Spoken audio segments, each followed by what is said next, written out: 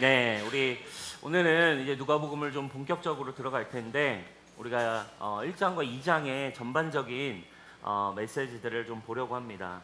특별히 누가복음의 이 첫 부분의 내용들을 우리가 조금 볼 텐데 세례 요한의 탄생과 그리고 예수님의 탄생 이야기가 등장합니다.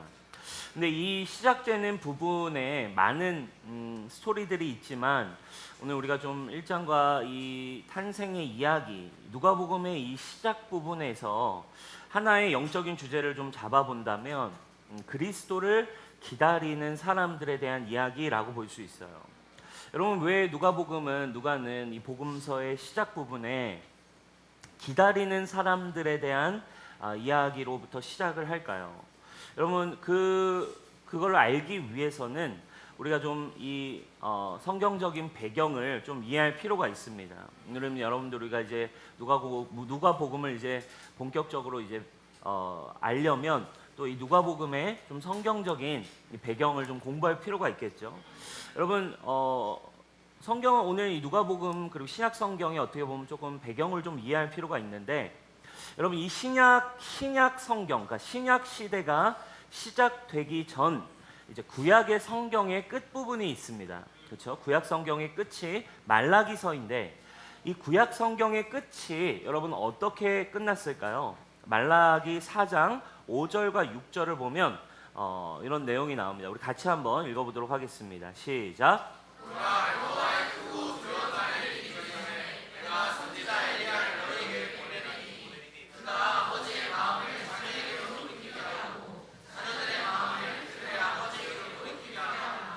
돌이키지 아니하면 그럴건대 내가 와서 너더러 그 땅을 칠까 하노라 하시니라. 자, 이게 구약의 마지막 글이에요. 이 말씀을 끝으로 더 이상 하나님으로부터의 어떤 말씀도 이스라엘에게 유대 왕국의 이들의 하나님의 사람들 유대인들에게 임하지를 않았습니다. 그러니까 실제적인 연대로 따져보면 이 말라기서에서 이 신약 성경의 세례 요한이 태어나기까지는 약 400여 년이라는 시간의 공백기가 존재합니다. 우리 이걸 신학적으로는 신구약 중간기 이런 표현을 붙여요. 그래서 신약과 구약 사이의 중간 지점이라는 표현을 씁니다. 400년 동안이나 여러분 생각해 보세요. 우리는 한 4년만 멈춰도 그렇죠? 힘든데 400년 동안이나 어떠한 하나님의 말씀도 계시도 임하지 않았던 그 시간들, 그 시대는 굉장히 힘들고 또 흑암에 덮여 있는 시간과 같았습니다. 또 당시의 시대 상황이 어땠냐면 이제 여러분 아시다시피 로마라고 하는 대제국 아래에서 이 유다라고 하는 이 이스라엘은 식민지 통치를 받고 있던 시대였습니다. 그러니까 억압과 괴로움 속에서 우리의 삶을 구해줄 구약의 성경의 마지막 예언자들이 등장해서 나왔던 예언서들, 그렇죠? 거기에 하나님이 그래도 이 핍박과 또 이 포로기를 지나고 이 어둠의 시간을 지났을 때 어쨌든 하나님은 구원자 그리스도를 보내신다, 메시아를 보내신다라고 약속했기 때문에 이들은 할 수 있는 게 그냥 우리의 삶을, 우리의 이 힘든 인생을 구원해줄 그리스도 구원자를 기다리는 시즌이었습니다.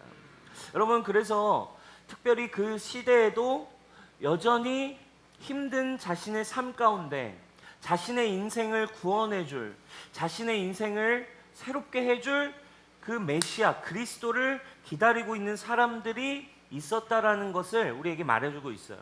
여러분, 오늘 말씀을 통해 우리가 나누기 원하는 이 한 가지의 포인트가 있습니다. 그게 뭐냐면 여러분, 하나님의 말씀은, 하나님의 구원과 하나님의 은혜의 손길은 기다리는 자들에게 찾아온다라는 것입니다. 하나님의 음성이, 하나님의 은혜가 찾아가는 곳이 있어요. 하나님이 그냥 갑자기 아무에게나 찾아갈까요? 여러분, 그렇지 않습니다. 절대로 그냥 갑자기 우연히 아무에게나 그냥 찾아가진 않아요.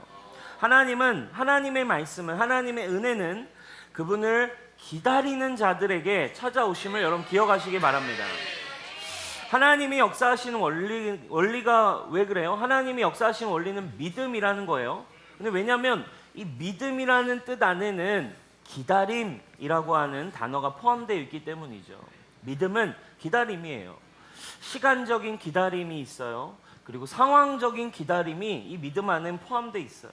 수많은 환경, 수많은 고비, 수많은 어려움들 속에서도, 수많은 싸움 속에서도 바라는 무언가, 또 하나님의 약속을, 하나님의 은혜를, 하나님이 주실 믿음과 하나님이 이루실 무언가를 기다리는 거죠. 여러분, 오늘 이 말씀을 통해서 여러분, 이 첫 번째 세례 요한과 예수님이 이제 이 땅에 태어나는 그 복음이 시작되는 이 시즌의 메시지를 통해서 여러분, 우리의 심령이 정말 하나님의 은혜를 기다리는 삶이 되기를 축원합니다. 오늘 첫 번째로 등장하는 기다리는 사람을 소개하고 싶어요. 누구냐면 바로 사가랴와 엘리사벳이라는 사람입니다. 세례 요한의 아버지예요. 이들을 통해서 누가복음의 첫 번째 스토리가 시작됐는데, 우리 5절 나와 있죠. 한번 같이 읽어보겠습니다. 시작. 유대왕 헤롯 때에 아비야 반열에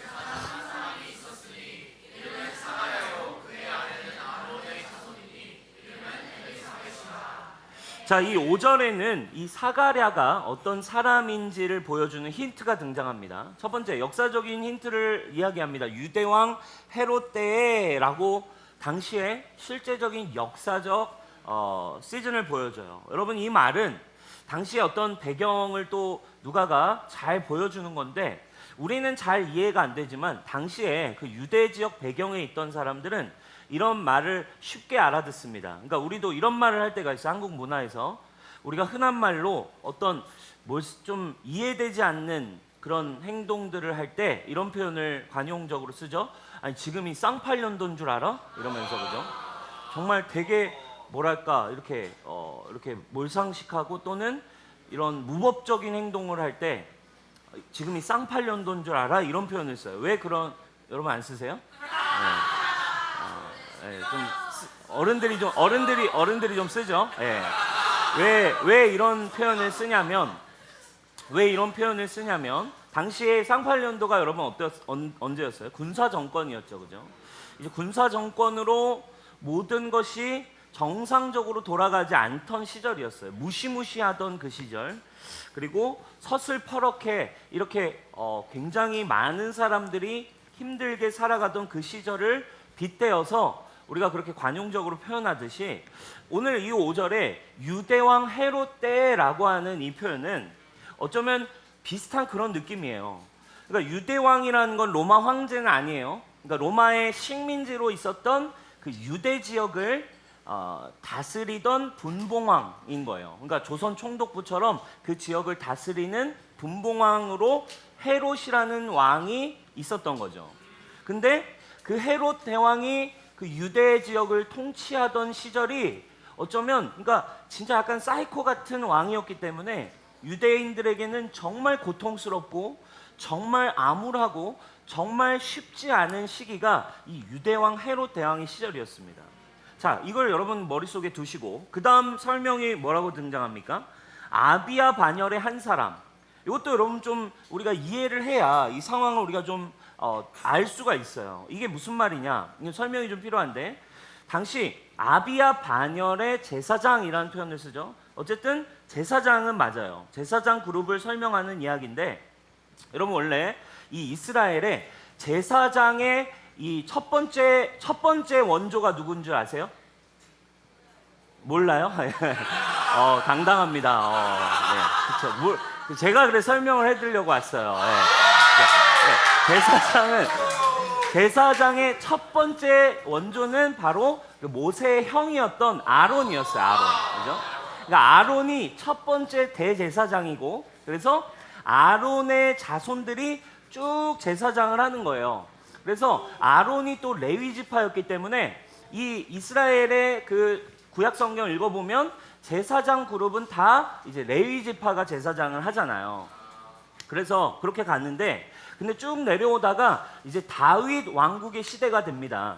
다윗이 이제 왕국을 세워서 이제 제사 제도를 막 정비하고 잘 이렇게 세팅할 때 다윗이 뭘 하나를 더 세팅하냐면, 성전을 자기 아들 솔로몬이 성전을 이제 지을 때, 야, 이제 예루살렘 성전을 이렇게 멋지게 지으면 더 체계적으로 더 많은 제사가 이루어질 거기 때문에 이 제사장 그룹을 조금 세팅해야겠다라고 해서 다윗 왕국 시대에 이 아론의 자손들을 중심으로 24개의 반열로 제사장 그룹을 세팅하는 거예요. 반열이 무슨 말이냐? 쉽게 말하면 학교에서 이렇게 반을 나누듯이 몇 반 이렇게 나누는 것처럼 아론의 자손들 순서대로 24개의 반을 나눈 거죠.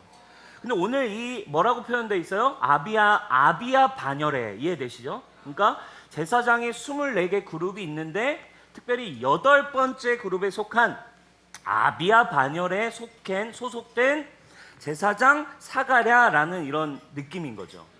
그런데 여러분, 그 아비야 반열에 속한 제사장인데 오늘 어떤 상황이 펼쳐지는가? 뒤로 가면 8절과 9절에 이런 표현이 나와요. 마침 사가랴가 그 반열의 차례대로 하나님 앞에 제사장 직분을 행할세라고 나옵니다. 제사장의 전례를 따라 제비를 뽑아 주의 성전에 들어가 분향하고. 자, 이게 또 설명이 필요한데, 자, 이 내용이 또 여러분 설명을 배경을 알고 들어야 또 이해가 좀 되는데, 당시 예수님 당시에 그 요세푸스 역사가의 기록을 보면 이때 당시에도 제사장들의 수가 몇 명 정도였냐면 2만 명 정도가 제사장이 있었대요. 2만여 명 정도의 그 레위지파 제사장들이 일을 하고 있었던 거예요. 자, 그러면 2만 명을 몇 반으로 나눈 거예요? 몇 반으로 나눠져 있어요? 24개 반열로 나눠져 있어요. 그러면 다 똑같이 나누진 않죠. 그렇죠? 반열에 따라 사람은 달라지니까. 그래서 어떤 반은 조금 제사장이 많기도 하고 어떤 반은 작기도 하겠죠. 그러면 2만 명 정도가 당시에 제사장으로 일을 하고 있었으면 24개로 나누면 대충 몇 명 정도죠? 한 그룹에 800명 정도가 되는 건데, 그러니까 적게는 한 400~500명에서 많은 반열은 한 1000명이 넘어가는 그룹이 한 반열마다 있었던 거예요. 자, 근데 그렇게 800명 정도가 되는 한 반열에서 돌아가면서, 그러니까 1년에 한 반열이 그렇게 얘기하면 2주 정도를 섬기는 거예요. 24반열이니까 1년에 한 반열에서 2주 정도만을 섬기는데, 그러면 그 2주를 섬길 사람이 돌아왔을 때 또 뭘로 뽑는데요? 9절에 제비를 뽑는다는 거예요. 자, 그러면 당시에 그 반열 안에 있는 제사장들 중에서는 사실은 평생 제사장을 해도 이 제사 성소에 들어가서 분향을 섬기는 이 제사는 사실은 평생 동안 한 번도 섬기기가 힘들 수 있는 거죠. 그죠? 800명 중에 제비를 뽑아서 이제 나오는 거니까 이게 사실은 굉장히 영광스럽고 굉장히 중요한 지금 직분인 거예요. 근데 지금 이런 상황에 사가랴가 제비를 뽑았는데 사가랴가 이제 당첨이 됐고, 그리고 그의 인생에 한 번 있을까 말까한 놀라운 상황이 지금, 이 배경을 여러분 이해하셔야 지금 이 사가랴가 지금 성소에 들어가서 제사를 지내고 분향을 하는 게 지금 얼마나 지금 다이나믹한 지금 상황이라는 거 여러분 좀 이해하실 수 있는 거죠. 근데 거기에 플러스 지금 어떤 일이 일어난 거예요? 사가랴가 1년 평생 동안 한 번 있을까 말까한 제사의 이 섬기는 날에 성소에 들어갔을 때 어떤 일이 일어난 거예요? 하나님의 천사가 나타난 거예요. 무려 400년 동안 침묵하셨던 하나님의 계시가 천사를 통해, 그것도 기쁜 소식을 전하는 가브리엘 천사가 직접 나타나서 하나님의 계시와 말씀이 400년 만에 임하는 지금 역사적인 순간이 지금 누가복음 이 첫 번째 장면에 펼쳐지고 있는 거예요. 여러분, 이게 지금 우연일까요? 지금 사가랴가 이 할아버지 제사장이 이 제사를 드리러 가는 거, 그리고 그곳에 하나님의 말씀이 임해오는 거 우연이 아니었어요. 자, 근데 또 이 5절 우리가 읽었습니다. 아까 5절 말씀 배경이죠. 근데 여기엔 두 가지의 키워드를 또 이해해야 됩니다. 헤롯 대왕의 시절에 제사장이었다. 이 두 가지의 키워드를 기억해야 되는데, 당시 왜 이게 중요하냐? 왜 이걸 의도적으로 얘기하냐? 헤롯 대왕 플러스 제사장 그룹이라고 하는 거는 당시 그 시절 왕족과 제사장은 어떤 상황이냐면 완전히 썩을 대로 썩어 있던 그룹이었어요. 이 왕족과 이 제사장, 사두개파 제사장 그룹은 함께 결탁을 해서 예루살렘 성전을 중심으로 이 수많은 제사 비리, 그렇죠? 그러니까 돈을 자기들이 막 다 가져가는 구조, 그리고 양들을 막 이렇게 자기들이 막 비리를 해가지고 완전히 죄와 비리가 이 성전을 중심으로 썩어 있었어요. 성전과 제사장 그리고 모든 기능은 완전히 상실된 상태였다 이거예요. 근데 그런 절망적인 그 제사도 성전도 제사장 그룹도 사실은 굉장히 힘들고 타락한 그 종교로 완전히 변질된 상황에서 400년을 뚫고 그 성소에 하나님의 말씀이 다시 찾아온 근거가 뭐였냐? 바로 6절에 있다 이거 6절. 이 말씀이 그럼에도 임할 수 있었던 이유는 6절이에요. 우리 같이 읽어봅시다. 시작. 이 두 사람이 하나님 앞에 의인이니 주의 모든 계명과 규례대로 흠이 없이 행하더라. 누구 때문에 말씀이 임했다는 거예요? 지금 이 사가랴와 엘리사벳 때문에. 이들이 설명이 나와요. 뭐라고 나옵니까? 의인이니라고 표현이 나옵니다. 자, 이 의인이라는 이 단어 헬라어를 보면 이 명사로 쓰이는 경우가 있고 형용사로 쓰이는 경우가 있는데 오늘 이 장면은 형용사로 표현이 돼 있어요. 자, 명사로 의인이라는 이 단어를 쓸 때와 형용사로 쓸 때가 해석이 좀 달라지는데 명사로 쓰게 되면 이제 공의를 행하는 처벌, 어떤 심판으로서의 의미가 강한데 오늘 형용사로 쓰인 이 표현은 무슨 말이에요? 이 사람의 성품을 말해주는 거예요. 그들이 어떤 사람이었다라는 걸 지금 설명해 주냐면 신실함과 거룩함을 가진 사람이었대요. 6절에 그에 해당하는 이 설명이 뒤에 이제 붙죠. 의인이었다, 신실하고 거룩한 사람이었는데 그에 대한 설명이 뭐예요? 주의 모든 계명과 규례를 흠이 없이 행하더라. 어땠다고요? 헤롯 대왕 제사장 그룹은 썩어 있었어요.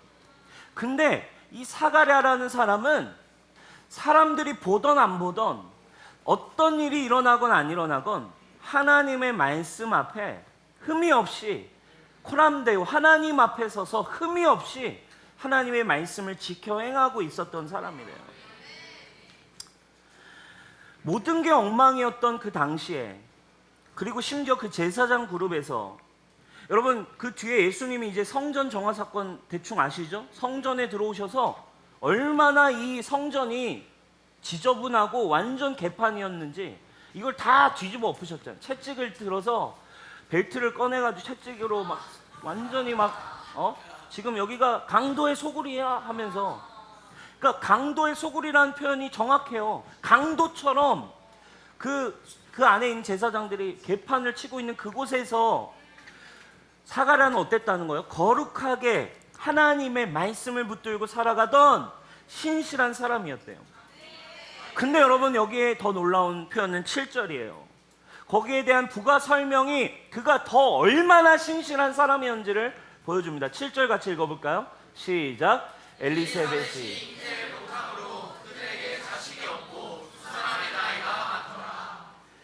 자, 근데 이 원래 어떤 표현이냐면 자식이 없었어요. 제사장인데. 근데 여러분 예를 들면 지금 이 분향을 하고 성소에 들어가서 분향을 하고 나오잖아요. 그럼 제사장이 뭘 해줘야 되냐면 사람들에게 이제 축복의 말을 해줘야 돼요. 근데 이제 이 사가랴가 막 천사를 만나고 이 벙어리가 돼서 나온 장면이 나오듯이 이 제사장은 사람들을 지금 축복해주는 자리예요. 근데 당시에 이들이 어땠다고요? 자녀가 없었어요. 그럼 여러분 이거는요, 사람들에게 인정받기 쉽지 않은 포지션이에요. 축복해줘야 되는 제사장인데, 나이도 많은 제사장인데 자식이 없어? 이거는 사람들이 인정해주지 않는 어떤 포지션이죠. 왜냐하면 당시에 자식이 없는 건 뭐라고 생각했어요? 축복이 아니라 저주라고 봤거든요. 근데 제사장인데 하나님의 축복을 말해주는 사람인데 자식도 없이 그렇게 살아가던 한 사람. 근데 그럼 누구보다 어떤 상황이었어야 맞아요? 좌절하고 그리고 편하게 살고 하나님에 대한 원망을 오히려 해도 모자랄 판에 사가랴는 어떻게 살았다는 거예요? 나이가 정말 많아지던 그때까지도, 할아버지가 되던 그때까지도 하나님을 원망하지 않고 하나님의 말씀 앞에 정직하게, 그리고 자신의 여전히 그 기도의 제목을 하나님 앞에 부르짖으며 주님 앞에 나아가며 기다리고 있던 그 한 사람이었다라는 걸 오늘 이 짧은 본문이 우리에게 얘기해 주고 있어요. 여러분, 삶이 힘들면 그 자리에 신실하게 기다리는 거 쉽지 않아요. 근데 오늘 이 사가랴는 그 흑암의 시대, 그 성전이 완전히 타락하고 힘들었던 그 상황, 그리고 심지어 내 삶에 축복도 없는 것처럼 느껴지고 열매도 없는 것처럼 느껴지는 그 순간에도 사가랴는 하나님을 기다리고 있었어요. 하나님의 말씀을 사모했고 하나님의 약속을 기다리던 사람이었다는 거예요. 여러분, 감이 오세요? 성경이 지금 배경들을 풀어질 때 이 사가랴가 왜 이 침묵을 깨는 첫 번째, 어쩌면 이 사가랴는 위대한 영광스러운 책에 이름을 올린 겁니다. 400년 만에 신약에 하나님의 음성이 들려오는, 연대로 따지면 첫 번째 사람이 되었어요. 여러분, 지금 어떤 상황에 계세요? 여러분들의 주변이 무너지고 또 여러분들의 삶이 보이지 않고, 때로는 여러분들에게 약속하신 어떤 축복과 열매가 더디 오는 것 같은 상황이라 할지라도, 사랑하는 여러분, 그 신실하신 주님을 기다리는 그런 사람들에게 주님은 반드시 찾아오시고, 그 기다리는 자들에게 주님은 말씀을 주시고 새로운 시대를 열어가심을 여러분 믿으시길 축원합니다. 축복이 더디 오는 것 같아도 여러분 포기하지 말고 여러분 주님을 기다리시기를 축원합니다. 사가랴는 그렇게 주님을 신실하게, 아무도 그렇게 하지 않아도 되던 상황에 기다리고 있던 사람이었어요. 여러분, 두 번째로 오늘 그리스도를 기다리던 사람을 소개할게요. 바로 예수 그리스도를 잉태한 마리아가 바로 1장 뒷부분에 나옵니다. 자, 우리 27절 말씀 같이 한번 읽어봅시다. 시작. 다윗의 자손 요셉이라는 사람과 약혼한 처녀에게 이르니 그 처녀의 이름은 마리아라. 아멘. 자, 왜 또 마리아에게 찾아왔을까요? 여러분, 이것 또한 우연일까요? 왜 마리아에게, 이런 결혼도 아직 하지 않은 약혼만한 마리아에게 왜 또 천사가 찾아와서 이 위대한 하나님의 말씀, 그리스도가 임하는 일이 찾아왔냐 이거예요. 그냥 올 수는 없다 이거예요. 마리아도 메시아를 기다리고 있던 사람이었기 때문이었어요.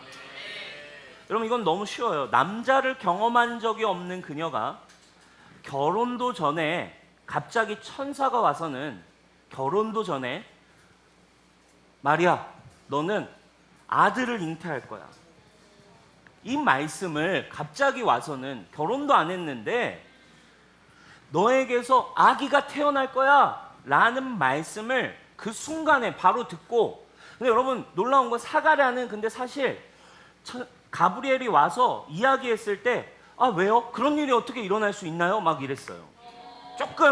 조금 까불었어요. 그래도 약간 당황을 했다고. 그래가지고 말이 벙어리가 되어버렸잖아요. 그죠? 근데 마리아는 가브리엘이 왔는데, 그래서 이 사가랴는 확실히 좀 나이가 들었어요. 나이가 들어가지고 이름도 막 물어봐. 당신 누군데? 출처가 뭐냐고. 그래서 이 가브리엘이 원래 자기 이름을 소개할 생각이 없었는데, 나 가브리엘이야. 가브리엘, 기쁜 소식을 전하는 천사 가브리엘이야. 근데 여러분, 마리아는 그런 게 없어요. 더 놀라운 일 아닙니까? 사실은 자녀를 준다는 건 사가랴에겐 좋은 소식임에도 사가랴는 막 의심을 했다고. 근데 마리아는 처녀인데, 처녀가 아기를 뵐 거라고 와서 이야기하는데도 불구하고 기다렸다는 듯이 주의 여종입니다, 당신의 말씀대로 이루어질 것입니다, 이걸 받을 수 있는 근거가 어디에 있냐 이거예요.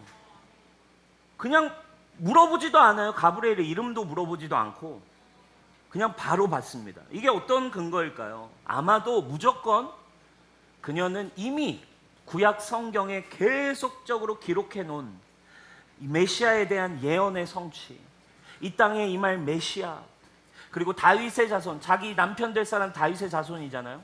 다윗의 자손을 통해 메시아가 올 거라는 그 숙명과 어떤 운명을 가지고 하나님의 약속을 분명하게 성경 말씀을 알고 있었고 사모하고 있었고 그 메시아를 기다리고 있던 청년이었음이 분명하다는 거예요. 뭐라고 고백합니까? 그렇게 천사가 와가지고 벌써 설명을 딱 하는 거예요. 설명을 해줘야 되니까 그래도 그죠? 천사가 막 설명을 합니다. 너에게서 그 다윗의 자손의 그 왕이 날 거고 야곱의 자손을 구원할. 벌써 마리아는요 딱 그 설명 듣자 예언의 성취. 오케이. 그리고 37절에 뭐라고 딱 얘기합니까? 대저 하나님의 말씀은 능하지 못하심이 없습니다. 마리아가 그 다음 뭐라고 얘기한 거야? 더 놀라운 고백을 해버립니다. 마리아가 이르되 주의 여종이오니 말씀대로 내게 이루어지이다. 천사가 그냥 바로 갔어요, 여러분. 바로 갔다니까. 여러분, 처녀가 아기를 베면 돌에 맞아 죽을 수 있는 현실이에요. 근데 그것에도 연연하지 않을 수 있는 한 가지 이유는 그녀의 믿음이에요. 뭐에 대한 믿음입니까? 하나님의 말씀은 반드시 이루어집니다. 하나님의 말씀엔 능치 못함이 없습니다. 저는 이 말씀을 기다려왔고 당신이 오셔서 말씀하신 것이라면 주여, 저는 주인의 말을 기다리는 여종입니다. 저는 당신의 말만을 기다리고 있던 여종이었습니다. 당신의 말이 떨어지기만 전 기다리는 여종입니다. 여러분 너무 멋지지 않습니까? 그리고 그 뒤에 여러분 그 유명한 2장으로 넘어가면 마리아의 찬가가 등장합니다. 그죠? 이거는 굉장히 성경적으로도 유명한 마리아의 예배예요. 마리아가 이 뒤에 마리아의 찬가 예배를 풀어냈는데 기뻐할 이유가 하나도 없어요. 세상적으로 처녀가 애를 낳는데 좋은 일입니까, 여러분? 근데 이걸 가지고 기뻐서 주님을 찬양하는 거예요. 뭐예요? 예배의 여러분 핵심을 보여주고 있어요. 그가 얼마나 강력한 예배자인지를 보여주는 대목입니다. 인간적인 기쁨으로 예배하는 게 아니라 주님이 이루신 일로 인하여 예배하는 거.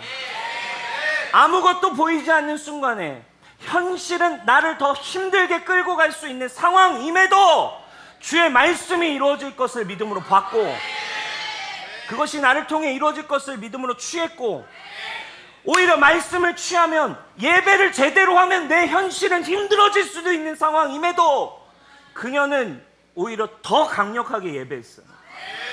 주님이 이루신 말씀만을 바라보며 선포하며 기뻐했다 이거예요. 여러분 이것이 여러분 예배입니다. 우리의 예배는 뭐예요? 현실 때문에 예배하는 게 아니에요. 말씀 속에 예수 그리스도가 이루신 일만을 믿음으로 선포하고 상황과 현실과 관계없이 주님이 이루신 일로 기뻐하는 고백. 이것이 여러분 우리의 예배 아닙니까? 사랑하는 여러분, 오늘 우리의 삶에 믿음으로 여러분 주님의 축복과 주님의 약속이 그리스도 안에 이미 임해왔음을 선포하는 이 예배자의 영성. 마리아도 이 예배자의 영성을 가지고 있었던 거죠.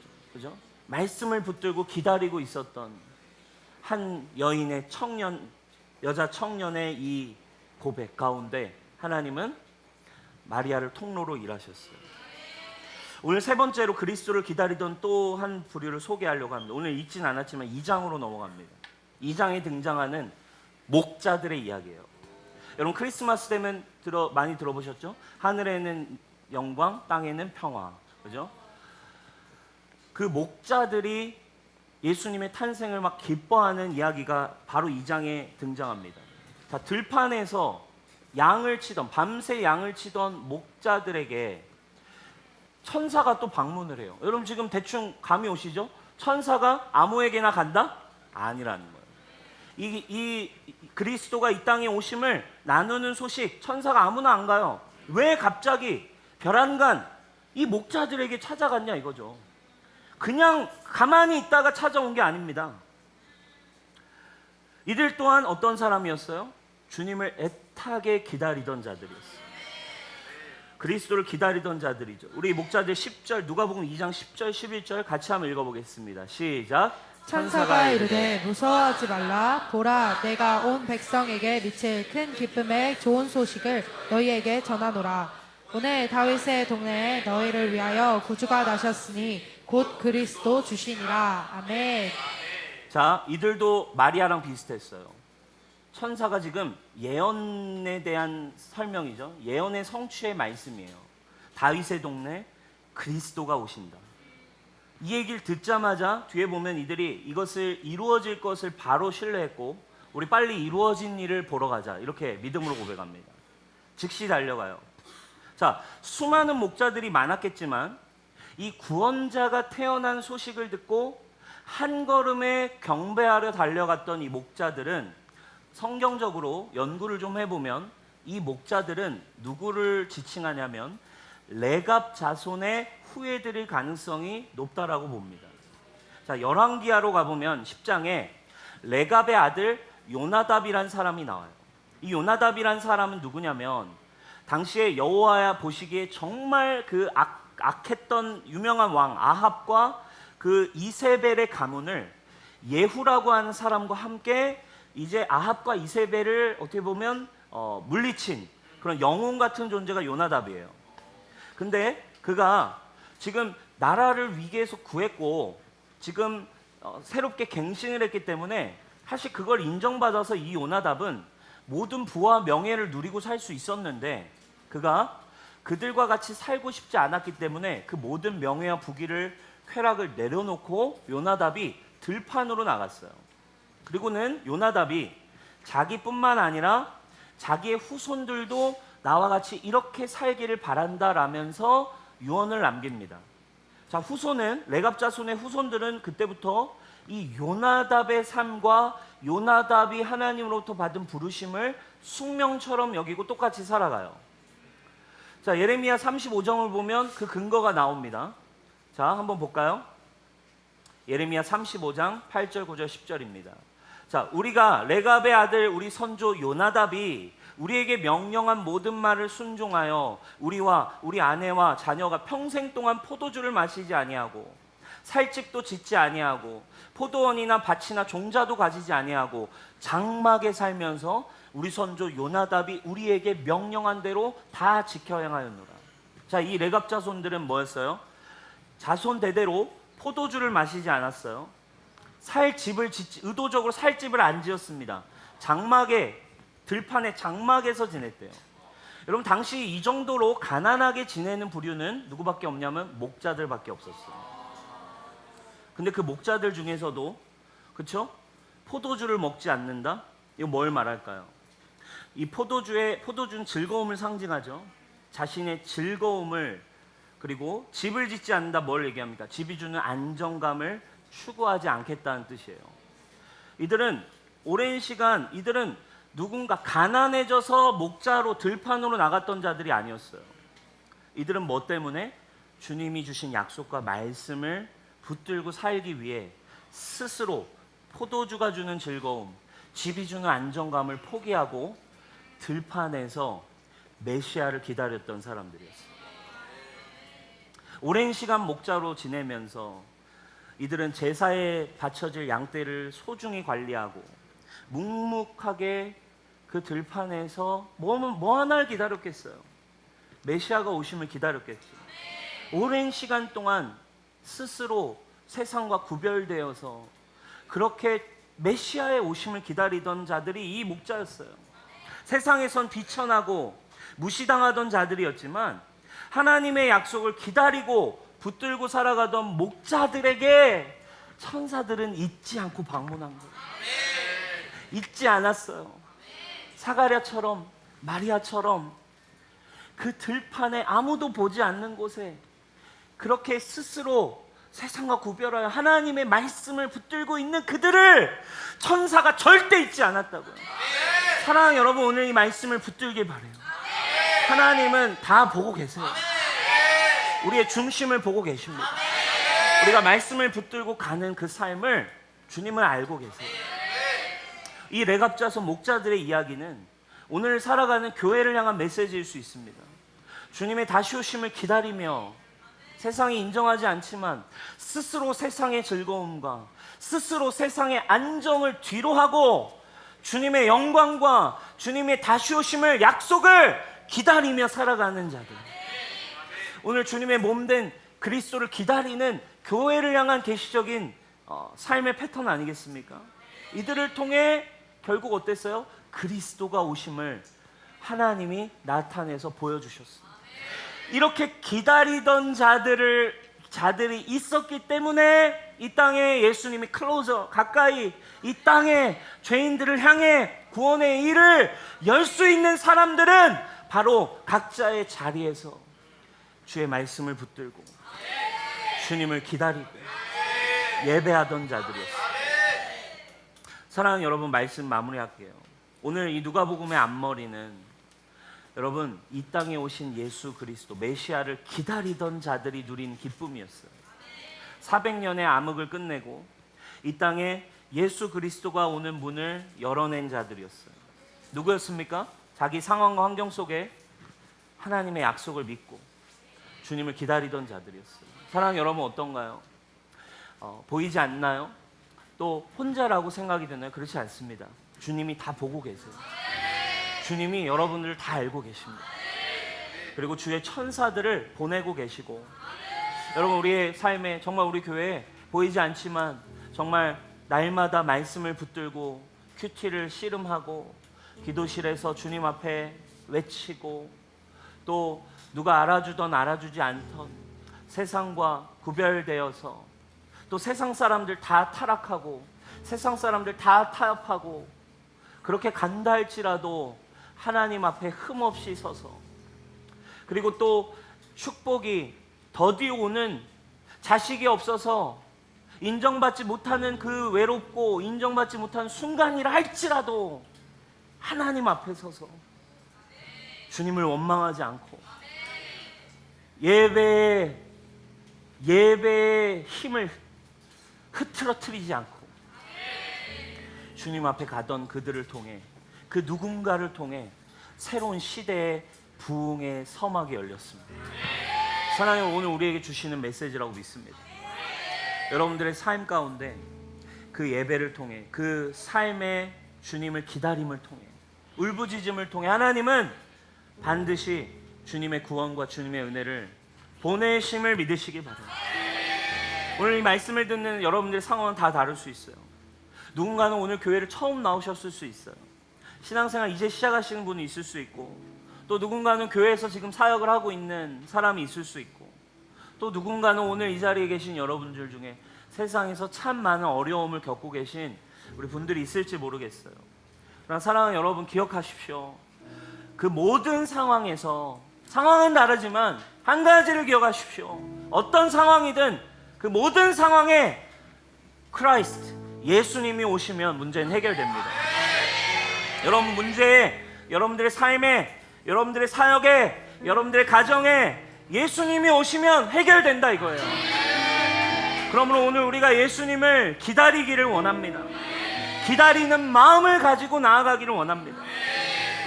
여러분, 주님을 그럼 기다리는 자들의 모습은 좀 어떤 모습일까요? 제가 이걸 붙들고 이렇게 묵상을 하면서 그저께 문득 주님을 기다리는 자들은 어떤 모습일까 하는데 떠오른 것이 바로 저희 집에 있는 늘 아가들이죠. 그죠? 이 아기들을 어쨌든 키우고 있잖아요. 근데 이 아기들의 기다림의 방식이 뭐냐면 언제나 crying이에요. crying. 그죠? 울어요. 그리고 소리를 지릅니다. 여러분, 더 어려질수록 더 분명해요. 갓 태어난 아기들의 가장 큰 의사소통 중 한 가지가 뭐냐면 바로 울음이에요. crying 하는 거예요. 배가 고플 때도 으앙, 똥을 싸서 불편해도 으앙, 자기가 원하는 걸 얻지 못해도 으앙, 또 심심하면 심심한 대로 으앙 하고 울어버려요. 계속 부르짖고 계속 울어요. 그럼 그 아기들이 가진 crying은 뭘까요? 사실 자신들의 필요에 대한 원초적 표현이에요. 이 crying 한다는 건 나 이게 필요하니까 이거 필요에 대한 자신의 결핍에 대한 그 기다림의 표현인 거예요. 나 지금 이거 필요해요. 나 지금 힘들어요. 엄마, 아빠, 나 좀 도와주라고요. 자신의 필요를 기다리는 원초적 표현이 사실 crying인 거죠. 내가 좀 주님, 아버지가 와서 나 돕기를 기다리잖아요. 아빠, 나 좀 도와달라고요. 엄마, 나 지금 이게 불편하다고요. crying 합니다. 여러분, 우리의 기다림의 모양은 어쩌면 부르짖음에 가까울 거예요. 여러분, 이 사가랴와 그 시대에 예수님을 기다렸던 자들이 사실은 얼마나 힘들고 어려운 자신의 필요와 상황 앞에 메시아를 울부짖으며 기다렸겠습니까? 주여 언제입니까? 주여 언제쯤 해결됩니까? 여러분, 얼마 전에 한 번씩 SNS에서 보신 적 있겠죠? 한 아저씨가 역에서 술에 취해가지고 막 소리를 질러요. 뭐가 억울한지, 뭐가 그렇게 힘든지 막 소리를 지르면서 울분을 토합니다. 외칩니다. 근데 경찰이 막 옆에서 만류를 해도 소용이 없어요. 막 힘을 쓰면서까지 막 자신의 울분을 토하면서 부르짖습니다. 근데 여러분, 그때 한 청년이 다가와요. 한 청년이 다가와서는 어떻게 했어요? 그 아저씨를 가만히 끌어안아 줬잖아요. 그 순간 그 아저씨는 부르짖는 걸 멈추고 마치 아기처럼 그 자기보다 훨씬 어린 청년의 품에 기대서 흐느끼기 시작했어요. 그 아저씨의 부르짖음은 어쩌면 자신의 어떤 나이가 든 아저씨였지만 자신의 내면의 필요에 대한 결핍으로 인한 울부짖음이었겠죠. 누군가의 사랑이 필요했던 건지 모르겠어요. 그리고 그 아저씨에게 다가와서 그저 안아주자 그 아저씨가 부르짖음을 멈춥니다. 사랑하는 여러분, 우리가 주님을 기다리는 모양은 어쩌면 크라잉일 수 있어요. 저는 원하기는 여러분들의 삶에 크라잉이 있기를 축복합니다. 어떤 필요이든 괜찮아요. 어떤 문제이든 괜찮아요. 그 모양은 다를 수 있지만 그것의 본질적인 표현은 주님, 나 주님이 필요해요. 여러분들의 문제 앞에서도 주님이 필요해요. 여러분들의 심지어 축복 앞에서도 주님, 당신이 축복하시지 않으면 안 됩니다. 여러분들의 사역에 대해서도 주여, 당신이 일하시지 않으면 안 됩니다. 모양은 다를 수 있지만 본질은 한 가지입니다. 아빠, 아버지, 나를 도와주십시오. 당신이 오십시오. 이렇게 외치기 시작할 때 그 갈망, 그 기다림이 결국에 여러분 하늘 문을 여는 열쇠라요. 저는 이 시즌 우리 유송교회 여러분들의 모든 삶 가운데 이 땅에 오신 예수 그리스도 그 문을 여는 힘, 여러분 앞에 그 기다림의 열망, 주님 당신이 필요합니다.